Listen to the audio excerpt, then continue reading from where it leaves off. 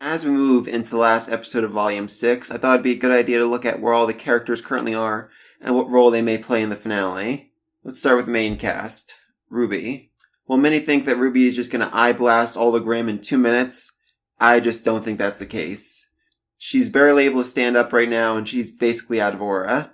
Now, I do realize that her eye blast probably doesn't require aura, but does physically exhaust her, so I highly doubt she'll be able to do repeated or huge eye blast. But she did go through that whole training thing this volume, and I'm sure that Rooster Teeth is going to make that pay off. So she's probably going to end up using the eye blast, take out Leviathan the last minute. Maybe the whole thing will be just taking out the smaller Grimm and then getting close to Leviathan so she can hit it. But if she does, that could bring its own problems. If the Atlas military sees her using the eye blast, they might have some questions and maybe want to use her as a weapon, which may be how they end up getting Atlas, as basically prisoners to be experimented on. Weiss is actually in pretty good shape right now compared to the rest of them, but she's already used a summoning and a bunch of glyphs, meaning she's probably low in aura. I'm sure she can still fight, but not for very long, and I doubt she can do another summoning right now, as we've only ever seen her do one per battle. John might be able to give her a little boost to help her do another one, but even then, I doubt she's going to end up turning the tide of the battle on her own. Blake and Yang are both pretty useless right now. First of all, they are pretty far from the city, and they've lost their bike, so it's going to take them a while to get back. Next to their weapons, Blake's sword is broken, and Yang's armor is badly damaged. Even though they were able to beat Adam with the damaged weapons, they're going to have a hard time if they have to keep fighting with them. Physically, they're also in pretty bad shape. They both took a bad beating, and Adam even said that they're basically out of aura. And then just emotionally, they just killed somebody. And while Adam was certainly a horrible person, that still takes a serious toll on somebody, especially for Blake, who actually knew Adam for many years and had some kind of weird relationship with him. All that added up means Blake and Yang are probably going to be of little to no help in fighting the Grimm. That doesn't mean they're going to have no role in the finale. A lot of people online are saying that Bumblebee will be confirmed next episode, and as much as I like them together, I really don't see that happening. Like I said, they just killed somebody. I highly doubt now is time for romantic moments.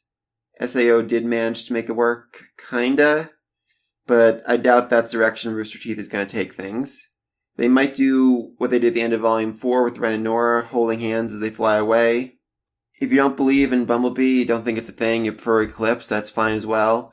This is still just a moment where they can strengthen their friendship, get back together as on good grounds, and start moving forward without it being super awkward every time they try talking to each other. Next up is Juniper. John took a pretty serious hit while defending Nora, and that probably ate up a lot of his aura. But that being said, he has an insane amount of it, so he's probably still in fighting condition.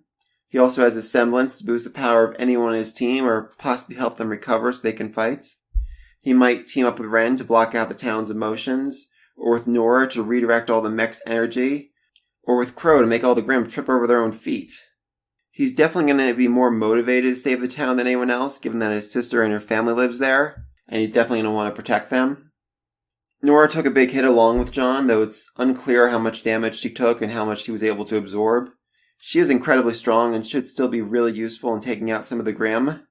She may also end up stealing lightning dust from the giant robot to supercharge herself in order to just obliterate all the Grimm.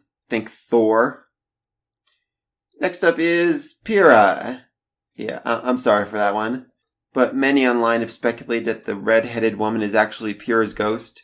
And while I believe it's far, far more likely that was just her sister or mother, there's a good chance we'll see her again in this episode. Either John will save her from a Grimm or see her from the plane as he flies away.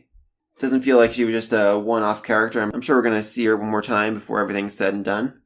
Ren is in better shape than most of them and could prove incredibly useful. His semblance could allow him to evacuate the town or allow their team to fly up to Leviathan undetected for a sneak attack, letting RWBY get right up to him in order to eye blast him. Crow could be incredibly important right now. Given RWBY is injured and the airship is badly damaged, Crow is probably the fastest among them right now and will be able to get back to the city before anyone else. Actually saving some people might help him deal with the feeling of uselessness he's been struggling with all season. And I'd really like to see a scene of him going to take a drink from his flask and stopping or tossing it aside, or just not getting drunk for an episode. I'd really like it if he could just not get drunk for a few hours. Oscar isn't in great shape. He has far less training than the rest of his team and just barely survived a plane crash, so unless he suddenly awakens his semblance, I doubt he's going to play much of a role in the coming battle. Ozpin could certainly prove useful if he's done with his little temper tantrum. The team's certainly been in danger since he went away without him waking up, but hopefully the crash shook him enough that he popped up to check out what's happening and decides to act. I doubt he'll be back for good, but he could give Oscar a little warning of an incoming attack. That'd certainly be a good first step to hopefully getting him back. They're definitely going to need him when it comes to dealing with Ironwood.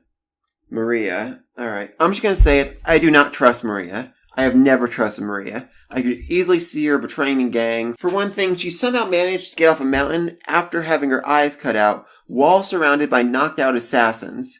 How did she do that unless she made a deal with Salem to trade information for her survival? Even if she's not going to betray them, she's still basically blind and probably going to be useless in the battle unless she can hook herself up to a new ship, though that would require some cooperation with Cordova. I don't think any of us like Cordova all that much. She's racist, arrogant, annoying, and has basically gone mad with power. But my opinion of her did change a little bit in this last episode. When she learned the town was under attack, she didn't look angry. She looked afraid and even a little ashamed. The town she was in charge of protecting was in danger because of her. I could definitely see her teaming up with the team to save everyone, and then immediately trying to arrest them for hijacking, destruction of property, and basically terrorism. The idiot twins were almost certainly eaten alive, given that Weiss threw them out of an airship above open water. The same open water the Leviathan just popped out of, so rest in peace, you morons. Ironwood could certainly show up to provide backup and escort them to Atlas, either to check up on Cordova, who he definitely doesn't trust, because his sensors picked up the giant Grim, or because he got Crow's letter. Crow sent in the first episode as an exposition dump, but given how well this season has been written, I wouldn't be surprised if it served another purpose. I'd certainly like to see him bash Cordova for using a weapon of mass destruction on a bunch of kids, and just see a reaction when he says that Crow is his best friend. He's probably not, but that'd still be funny to say. This drunk here is my best friend. He's even saved my life a number of times. Again, doubtful, but that would be funny. If Ironwood does show up, it would make sense that he'd bring Winter, given her position.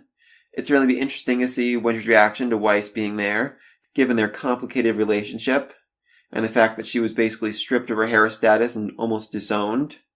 Really would like to see Weiss and RWBY stand up to her. Like Winter starts berating Weiss. Weiss, do you have any idea how worried I am? What were you thinking? Father has gone insane thinking that you're dead. We had a funeral. And RWBY just stopping her like, hey, don't talk to my teammate like that. Weiss has been doing a lot of good with us. And your father's a jerk. Again, doubtful, but we'll see what happens. Cinder and Neo are probably still pretty far away, though the timeline is a bit shaky. It depends on how long the team spent putting together their whole hijacking plan. I doubt there's going to be a big battle between them and RWBY, but I could definitely see them showing up the last minute to reveal they found a way to Atlas. We're probably not going to see it this season, but Neo's almost certainly going to betray Cinder at some point. Or Cinder's going to betray Neo. It's not a good team. Not a lot of trust between them. There's an interesting theory going around that Roman and Neo lived in the village that the Apathy destroyed, which may have some interesting implications, especially if Neo ends up stopping by the village while she's on her way to Argus, and sees it's basically been burned to the ground. I know you're thinking, Adam's dead, but you can't say that just because he was stabbed twice in his important organs and thrown off a cliff. Okay, maybe you can. I could definitely see Cinder and Neo pulling him out of the water and offering him a deal to help him get revenge, and not just on Blake. The Schnee Dust Company logo on his face could imply that he'd be willing to join them on their way to Atlas to get some revenge on the STC. Or maybe he's dead. Yeah, he's probably dead. Okay, so this is definitely more on the unlikely side, but after the post-credits scene last volume, a lot of people thought we'd end up getting Raven and Ty chatting up this volume. My own theory was that this entire season would be flashbacks, as they talked and Crow told the team about his past. I still think this could end up happening to an extent. The episode opens with them talking about the past. They sense Yang is in danger somehow, and Portal over to help her, joining in the fight to save the city with Crow. And then we have the entire team except Summer, but then What if Summer showed up and helped Ruby and then revealed that Crow is Ruby's real father? I'm not crying, okay? Oh, okay. Let's move on to a less tear-inducing character. Who ordered this? Okay, so again, pretty unlikely. But if Ironwood does show up, it makes some sense that he'd bring the new Pennybot prototype with him. Though I kind of see her as being more emotionless and not remembering Ruby at all. Even if this doesn't happen, I definitely think we're going to meet her creator, her father, next volume. Which also makes me cry. Moving on. Jock and Whitley. So another highly speculative, only ever possible in a post-credits scene theory, but I could definitely see one or both of them making a deal with Watts to take out Ironwood in exchange for opening the borders to improve business, similar to how Leo made the deal to save his own ass a while back. I could even see Whitley joining up with him to kill his dad and take the business for himself. That kid is evil! Evil! Emerald is definitely at an important point in her story that could go a lot of ways. I've been convinced that she'd get a redemption arc since she watched in horror as the Grimm attacked innocent people in Volume 3, while Mercury and Cinder looked almost giddy. Scratch that. Mercury did look giddy. He enjoyed it a lot. We had the whole confrontation between her and Mercury where Mercury finally told her, Cinder does not care about you. I was freaking psyched. Finally someone said that to her. Because she basically thinks Cinder loves her, that she's her mother, her best friend, her everything, but Cinder would kill her without a moment's hesitation. At the end of last volume, I was expecting Cinder to die and then Ruby to get the maiden powers, which would have just sent Emerald off because that would have meant that Cinder wasn't even thinking of her when she died, but was instead thinking of someone who wasn't even there. Didn't happen, but she still kind of went crazy. Anyway, I think she may end up abandoning Salem to go look for Cinder, and when she realizes Cinder doesn't care, she could end up going to Ruby's side. Mercury is definitely going to try and stop her, and I could definitely see a big fight happening between the two, with him eventually just saying, you know what, screw it, just leave, or her using her illusions, start to see his father and start crying in a ball. Salem will definitely punish him, maybe by grimifying his legs. All I want from Sapphire in this next episode is for John to end up saving her, and then for her to look at her little brother with admiration and respect and pride. She showed a lot of respect to the other hunters and huntresses this volume, but not a lot to John. More just brushing him off as her kid brother, and I really think that'd be good for both of them, for her to see him as an actual huntsman. Sun and Neptune, not sure about them, but they're on their way to Shade Academy, and from what we've heard, Salem is already planning something there, so we might see them running to Hazel. He's the only one who's currently unaccounted for, unless maybe she has more allies we haven't met yet. And that's just about everybody. I hope you all enjoyed this, and I can't wait for the finale. I'll do another episode after the finale, talking about where I was right, where I was wrong, and what's going to happen next in the series. See you then. Peace.